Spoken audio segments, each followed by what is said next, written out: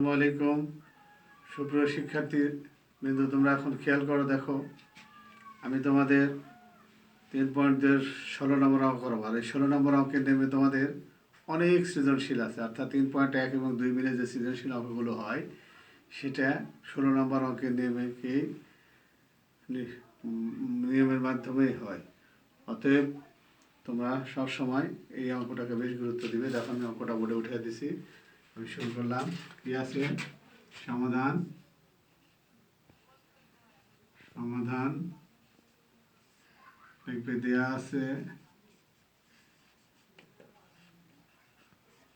আছে a equal to √6 plus √5।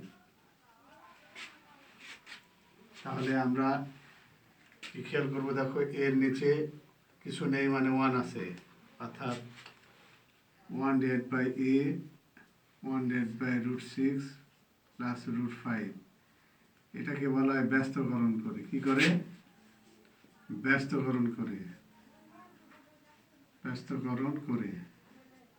তোমরা যদি মনে করো ব্যস্তকরণ করে, যদি করো যেটা উল্টে দিলাম, অর্থাৎ বিপরীত করে দিলাম, নিচে যা আছে তা উপরে করলাম, অর্থাৎ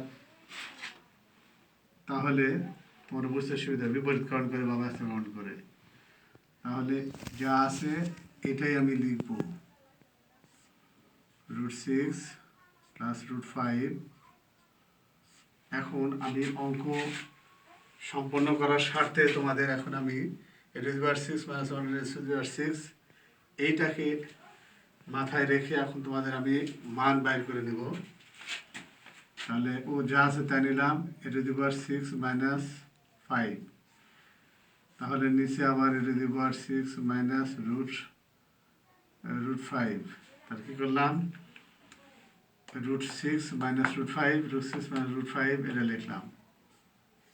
এই জায়গায় আমি লিখব তোমাদের √6 - √5 দ্বারা গুণ করে।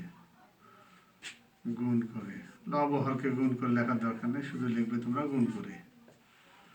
তাহলে গুণ যদি করি তাহলে 1 দেখে গুণ করলে √6 - √5ই হলো। তারপরে কি হলো? নিচে কি আছে? √6 স্কোয়ার মাইনাস √5 এর উপর স্কোয়ার। এটা দেখো a square minus b square সূত্রে পড়ে গেছে। a square minus b square সূত্র কি? a square minus b square equal to কি লিখতে পারি? a plus b into a minus b। সেই জন্য এটা সূত্রে পড়ে গেল। এটা a, এটা b, মনে মনে এটা সমান a ধরলাম। তাহলে a plus b a minus b, তাহলে a square minus b square. তাহলে √6 মাইনাস √5 হলো, আর নিচে রুট স্কোয়ারে কেটে যায়, 6 মাইনাস 5 কেটে যাচ্ছে। আচ্ছা, কেটে গেলে √6 মাইনাস √5 ডিভাইড বাই 6 তো 5 বাদ দিলে 1 হয়। অতএব এই মানটা কার আসলো?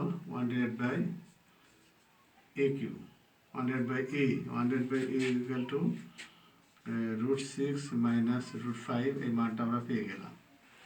এখন অঙ্কে যেহেতু আছে (6 - 1 ডিভাইড বাই a), সেই সাথে আমরা কি করব? দেখো এর মান আছে, a যেহেতু মান আছে এখানে আছে, তাহলে আমরা মাইনাসে করব 1 ডিভাইড বাই a, অর্থাৎ এর মানটা কি আছে? √6 প্লাস √5। আমি ব্র্যাকেট দিয়ে দিলাম, এখানে মাইনাস আছে দিলাম, √6 এখানে 1 ডিভাইড বাই এর মানটা কি? মাইনাস √5। তাহলে দেখো √6 প্লাস √5 মাইনাস √6 মাইনাস মাইনাসে প্লাস √5।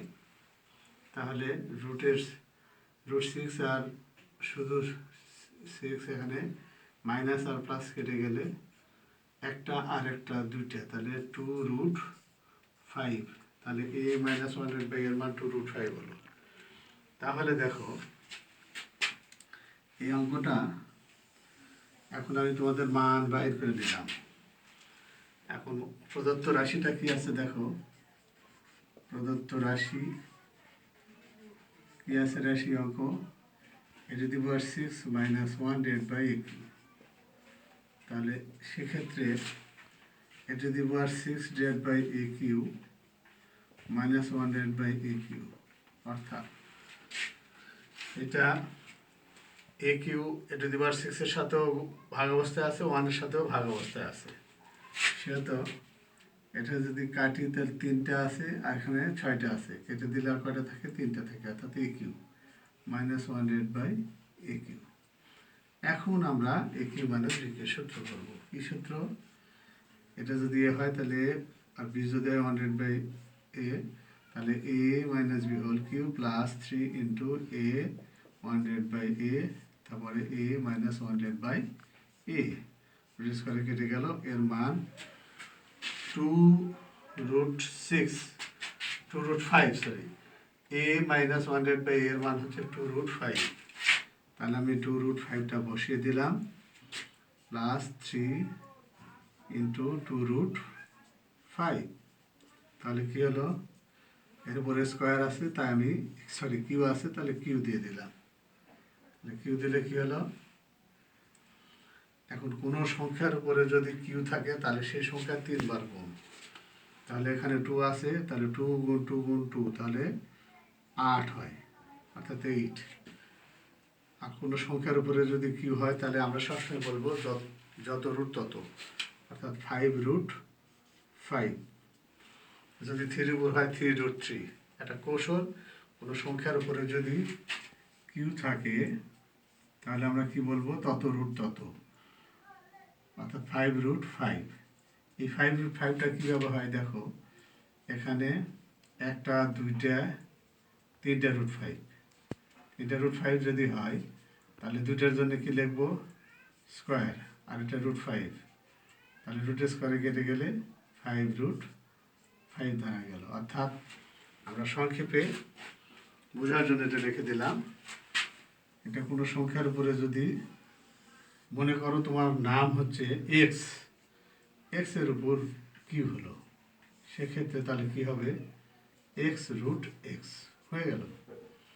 তাহলে এটা আমি বোঝার জন্য তোমাদের লিখে দিলাম, প্লাস 3 দুগুণে 6√5, 50টা কত হলো? 40, 40√5 প্লাস 6√5, তাহলে 40 আর 6 হলো 46√5, 46√5। তাহলে অঙ্কের উত্তরটা হয়ে গেল।